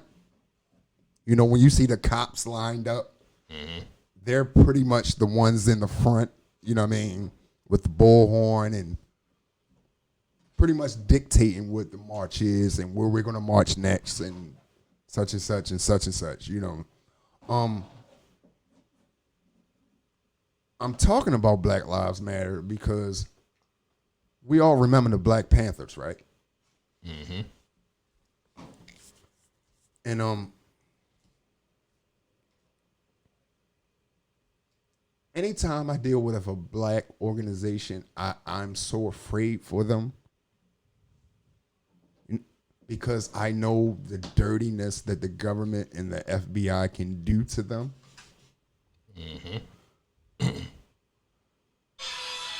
So I kind of wanted young people to know that, okay, if you take on this challenge to be on the boots on the ground and to support this, you have to take what comes with it. Now, we can see the beatings from the police and the tear gas and all that. That's just physical. But it's also something that may be not physical. Well, it's still physical. Being incarcerated is physical, but not so much as pain. You know what I mean? And I don't know if all black people understand it, especially when we're dealing with the youth, that conspiracy is real. And this is not a government that you can trust most of the time. And this government is not happy with certain organizations. You know what I mean? I'm not a part of Black Lives Matter, not because I don't support them. I'm not a part of it because I have so much other things that I have to worry about staying out of prison for. I just don't want to add another one on top of it. You understand what I'm saying? And I'm not wishing any harm on them, but I'm just looking through the history of the Black Panthers, you know, Huey Newton, Medgar Evers, you know what I mean? Martin Luther King, Malcolm X, I can go on for days. And I don't think that the youth quite understand, and I hope they do. And if they do and they understand, they're willing to take on this challenge, great. I'm all for you. But I don't want people joining in on something that they really have no clue what they're getting themselves into. You understand what I'm saying, Mike? It's like joining a gang. You know what I mean? You don't know that. You just looking at the girls and the money. You know what I mean? And you think it's cool. You know what I mean? But then they don't tell you the other side of the story. You understand what I'm saying, Mike? Mm-hmm. And that's our youth down there. You know what I mean? That's some people, kids and children. You know what I mean? My personal opinion, I wish we can, like for you, for instance, like if you would like to start something like a black business union, meaning you have a board of directors for this black business union, and they put you in contact with other black businesses. And y'all kind of like build something together where as though people can actually see, okay, if I'm following you, then I can see all the other businesses that are black. You understand what I'm saying? I kind of think like we should fight with our dollar than just marching. You understand what I'm saying? I think we do fight with our dollars occasionally. I don't think that we've come up with a way to fight with our dollars where we still get what we want as far as the type of items and stuff we want to buy without patronizing to a certain point. White businesses. Yeah, to a certain point. Like we hadn't been able to establish a system that black people, when they go to spend their money, they know exactly a black business that has exactly what they need. So like if you wanted several items from, say you wanted groceries, right? And you live in the hood. And you wanted to patronize a black supermarket because you are on the side of Black Lives Matter. Right now, what supermarket would you go to that's black owned? Like in 2 seconds. There's no supermarket here that's black owned. So if you was in a situation right now where we all committed today to, I have a black sub shop though. you got kids, you know that ain't gonna last for so long to feed them some shot. But my point is, even if you wanted to, and if everybody in your neighborhood wanted to, the one major thing we need is to put food in our house. Where would we get black? Which supermarket would we get quality food from now? So let's say if we did have a black union for business owners, black business owners. You don't think that, well, maybe we can put our money together and buy a grocery store? I think we could put our money together and do a lot of things. Tulsa, Oklahoma, without social media, put their money together to own. Is that Black Wall Street? Yeah. So there's no doubt that putting your money together, you can do something. So that's that's what I would love to see. We all would love. A lot of us would love. So why to do you see think it, it's not happening though?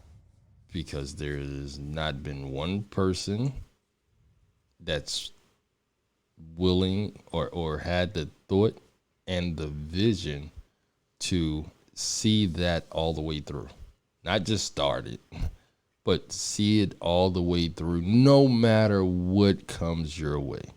Even if death comes your way. Even if because you're building such a situation that could really change the fundamental of businesses, white America businesses, because our black dollar fund their businesses a lot. So We make up 70% of their profit. So if there was a person or organization, a leader of an organization that was spearheading something like that, well, we got Black Wall Street that's already been proven to white America that black people without social media can create their own ecosystem. So it's a fact that we can do it. Now, if we did it now with the way of social media, like right now, if that was to happen between Facebook, Instagram, and Twitter, you could have people actually say like Jay-Z and all these other big people, Oprah, Barack Obama, you could have them go on their social media page and say, this is what we're doing. All money now is starting to be funneled through these businesses right here. Well, the power of social media will start to move that. Look at the Black Lives Matter. Right. Once that hashtag started going around, Now you following it me now. started to go around, and Now it's a huge thing. everywhere. But you got to have somebody that's willing to start it, You. organize it. I'm glad you think highly enough of me. And actually see it all the way through, the vision all the way through. And I don't think that we've had that yet. I do. I'm just kidding around, man. I know it's not that just as easy as we saying it. No, but to really feed off of what you're saying, we do have similar situations that are actually coming up.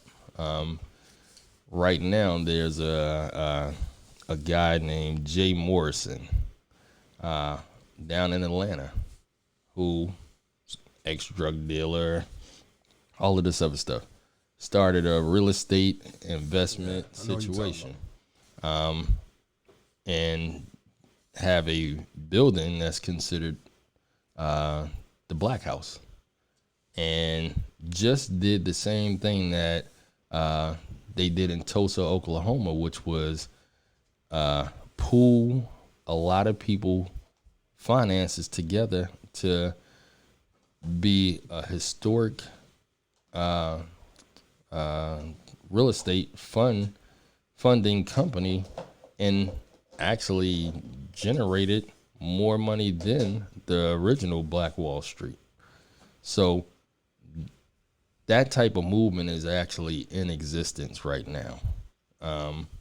So we need to get in contact with that guy Look. and figure out how we can add on.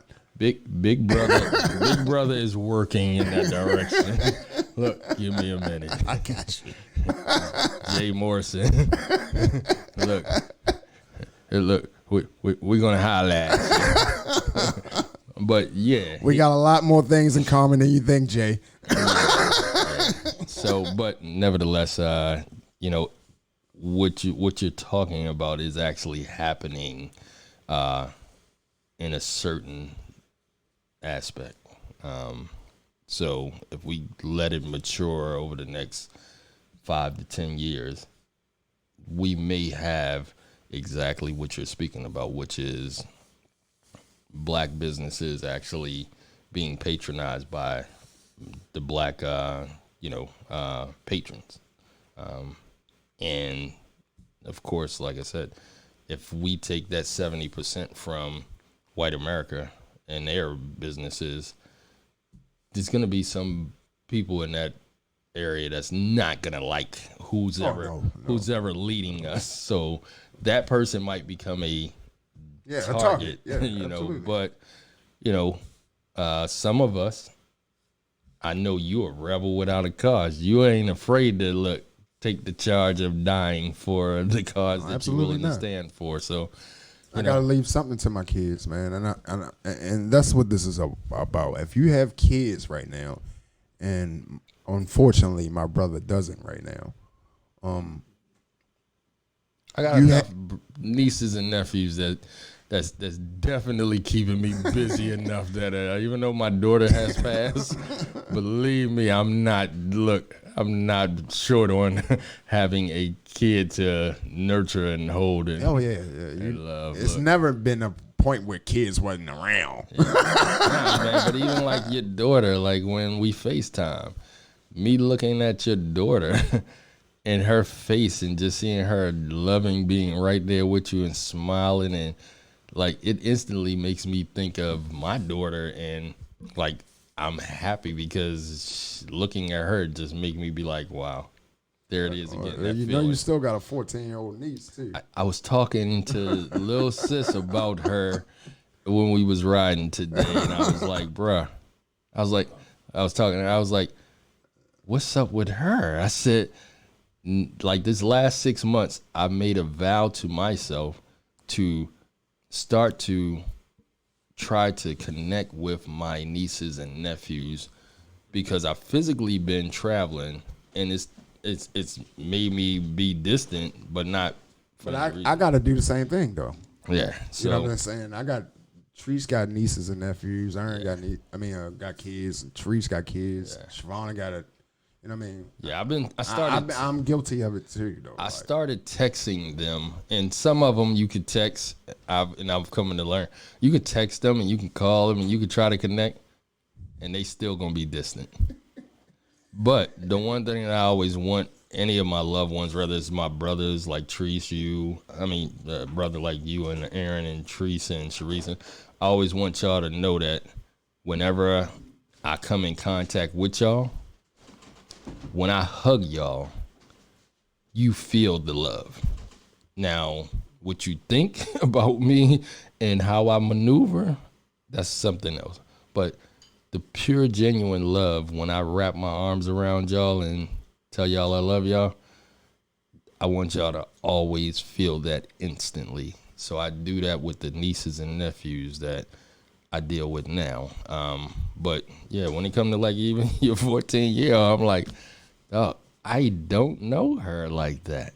Like, but I don't worry about it because I have the desire to connect with her. You know what I mean? So, as soon as I get a chance to be able to get some kind of, way to communicate with her, like she'll end up being in my cell phone as I got you, bro. The contact, like I do with Jock. Even though Jock, if you listening, I got a beef with you, little bro. You're supposed to screenshot of me some research that I told you to do. Actually, that you agreed to do. So, oh damn. He's supposed to do what, Mike? Hey.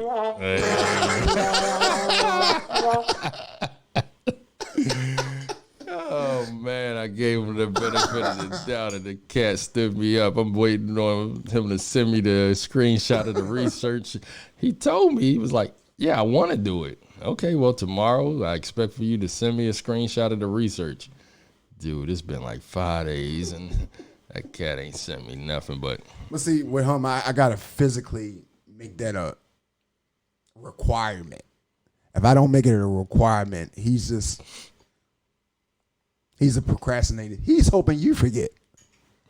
You dig? You know what I mean? So, Not gonna happen. but that's another story anyway. But Hey, my whole point was, I want to leave something to my kids. So if I have to lay down my life to do that, where I sign up at? If you can guarantee me, if I lay down my life, that my kids are going to benefit from this, where I sign up at? Because it ain't like the United States has been giving us too much to be all happy about any goddamn way. You know what I mean? Everything that most black people have, they had to struggle to get. So it's like we're at a point in a period in history where as though it can go one of two ways. The government can submit to what we're demanding, or we're going to have to go to war for it. In war, you fight a lot. It's a lot of different techniques in war. It's not always physical, bang, bang with a gun. You have to have a thinker. You have to have the person that is in charge of your food supply and water and rationing it. And, you have to have a shelter. You have to have a base. You have to have, weapons. You know what I mean? You have to have a lot of things to go to war, and also finances. See, the reason I feel like the government has been getting away with this, and police have been getting away with this, and the justice system has been getting away with this, and the lopsidedness of disenfranchised neighborhoods is because the government fights with their dollar. They like to monopolize things. So just like when you just asked me, where's a black supermarket at? They made sure that it's none. You can go to what they call it, the swap meet, or the flea market, and find a bunch of foreigners in there still being able to sell their goods. Even when you went down Lexington Market, how many people owned those stalls that were black? And until black people start realizing that, hey, if I got to figure out a way to rationalize my food so I can feed my family, as long as I don't have to buy from you, I'm willing to do it. And see, we're so comfortable with our lifestyles now, and everything is so at the fingertips. You know what I mean? Information is at your fingertips. You want some food, you just call and order Food Grub, and they just bring it to you. That I think a lot of us have forgotten, that you have to work for things that are valuable. Anything that's easy is not valuable. I don't care if you was given $50 million right now. If it was given to you, you're probably going to blow the majority of it. But if you worked for it, you'll probably have a different perspective with that money. So I'm just trying to get people to understand that it's a lot of different ways to skin a cat, And marching and protesting is one thing. That helps. That works too. That was the base of the world hearing our voices. But now it's like, okay, what do we do next? And I think the next thing should be, looking your black brother in the eye, or your black sister, and saying, look, whatever we have to do to maintain our family together, that's what we should do. And we got to stop feeling like that the government is here to help us. They're not. They're blood-sucking, greedy people. And they will suck every dollar out your house. They will make you go spend every dollar on Christmas, every dollar on... This is why you have so many holidays.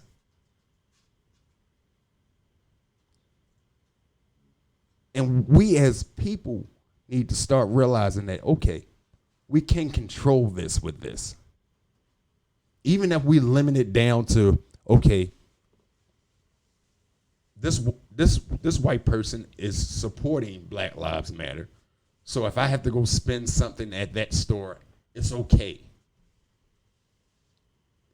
Until we get our store or our supermarket or our lawyer's office or our, you can go on and on. But we do not have these things. My dream is to own a farm. And even people may say, well, what do you want a farm for? Because I never imagined having acres. I love animals. I love to grow my own food. I love to cook my own food. And it can be a tool that people can come to my farm and say, I want that cow. I want that pig. I want this and that and the third. Instead of Jordans, you dig? Instead of the latest Bentley. Right. These white people ain't intimidated about you buying no Bentley. They intimidated when you start having power over your community. That's why we got the RICO Act.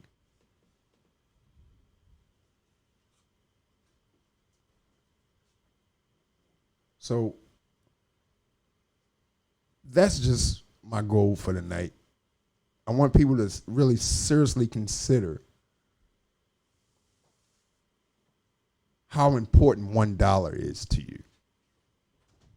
And where are you going to put that dollar at the end of the day? And try to be as careful and as responsible with your money as possible. And hopefully we can come together and start building on some things, because we can't just sit around and just think that, the marches is going to do everything. We have to help them. We have to put some weight behind them. We have to show the government that, yeah, we're serious. We're dead serious. Mm-hmm. So I want to thank everybody for listening to me and my brother tonight, man. I appreciate everything you did. I appreciate you bringing your homeboy through, which is an MD. Hey, man. Look, every time I look at that cat, I'm like... I appreciate Mr. Cherry, man. I appreciated this conversation, too, man. This was awesome, Yeah, now look, it was something I was looking forward to. I honestly was looking forward to actually sitting I had to be coaxed out of the house. You did. You did. Little sis was like... Sunday, dog. Little sis was like, man, he said he can't leave out the house. He ain't going nowhere. And she was like... Yeah, he said he ain't doing it. I was like, all right. But little sis being who she is. She said she drove around the block twice. Like, I'm already down here. I got to get him out somehow. She was So she had to tell me you was in town. Yeah. Yeah, I didn't caught some flack for people saying that I'm in town, but I ain't tell them. I'm like, I like to surprise my people. You can't surprise a person when you tell them you're in town. Like, it just don't work that way. Like, well, I heard that you was in town. That's because people done snitched. It wasn't because, but my desire was to sneak up on you, was to surprise you. So I can't tell you about the surprise. So it was a surprise, though. It really was. So Nah, it was one I was looking forward to. So, and like I said, I wanted to come on your show, one, because I respect you having a vision, and this can inspire anybody that's listening, especially any young kids. This man decided that he wanted a podcast.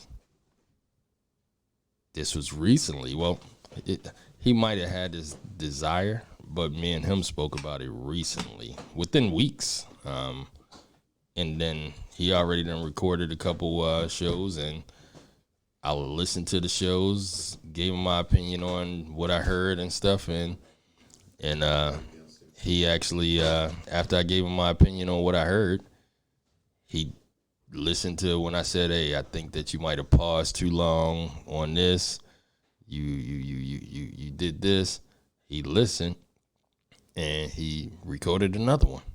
So my thing was, hey, I want to actually support him. And when I say not just give him the ideas of the equipment he need and this and that might be, user friendly, but let me get on his show and actually give him some content.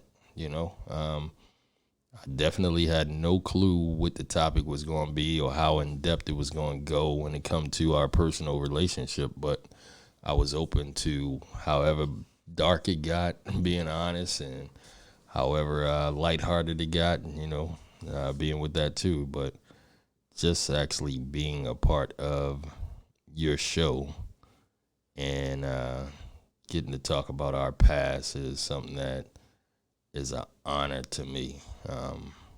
So, for that, I'm grateful. I'm humble. And I'm, always willing to support your campaign and constantly help pushing this forward, because the more we do this, the more we can encourage younger people to, follow their direction when it comes to whatever they want to do to create this type of, situation. And it's one of those things that I can't say enough about it, but you definitely are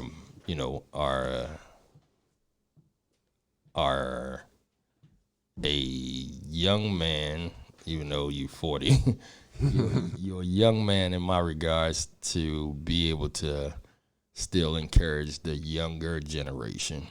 And it's good to be able to look at my younger brother and see him having a business, a podcast. And yes, it's a business that at some point in time, advertisers and other companies can actually, see it as viable enough to want to pay for, ad content and all of that other stuff. But for it to go from just your vision to reality, I definitely had to be a part of it. I was getting on here at some point in time. So today was going to be that day. I think you just came to see the board. The board is pretty dope. If nobody has ever seen this podcast board, the board is pretty dope. But nah, I came to actually be a part of your show, and I wanted it to be where you knew I had no reservations on whatever the topic was going to be. Like I said, he had no clue that he was the one getting interviewed today. I figured that it would be a conversation where I would be spoken about, but I didn't think that the whole thing was going to be you trying to, get, who I am and my journey and all of that other stuff. But like I said, I'm not afraid, So I want to thank all my listeners for listening tonight. I need to stop being lazy and start recording more and doing more every day. I've been kind of, while everybody was quarantining, I was still out and about. So this is like my quarantine right now. So I'm kind of enjoying it, and I got to break out of that. But Yeah, I just hope somebody got something out of this conversation today. And I want people to know that when you have family, man, you know, y'all might be distant from sometimes, but if y'all really love each other, y'all are always capable of coming back together. So don't trip off the small things, you know what I mean? The small things come and go, you know what I mean? Love is forever, you know what I mean? It should be anyway. Mm-hmm. So I want to thank y'all. I want to give my audience a round of applause. Yeah, definitely. I want to give Mr. Cherry a round of applause for letting us use his location. Yeah. Look, definitely thank you to Mr. Cherry for letting us commandeer his location to put this podcast on. Good night, family. Make it home safe, baby.